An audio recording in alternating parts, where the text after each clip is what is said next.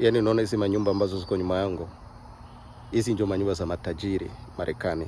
Ukiona nyumba kama hizi za Brickquit, ujue ni eneo za matajiri. Matajiri wanakaa. Sio zile nyumba za kuangarangara. Ndaonesha hizo nyumba zingine. Ukiangalia hapa kuna hizi nyumba zingine za kuangarangara, sijui nazo zinakaa poa tu, lakini hizi za quit unaona ziko hivi. Unakuta nyumba moja iko na chumba 5 6.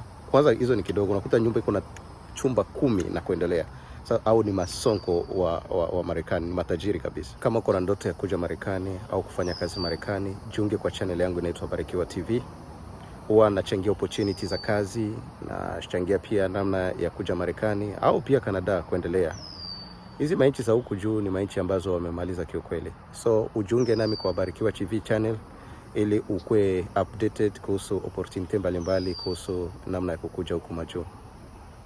Ujiunge sana, sababu kila wakati naweka habari za muhimu sana ambazo zitakusaidia.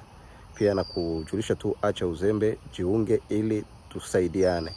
Okay, asante. Watu wengi wameniandikia, nipatie namba Marekani, nataka nifungue YouTube account, nataka nifungue sijui TikTok account.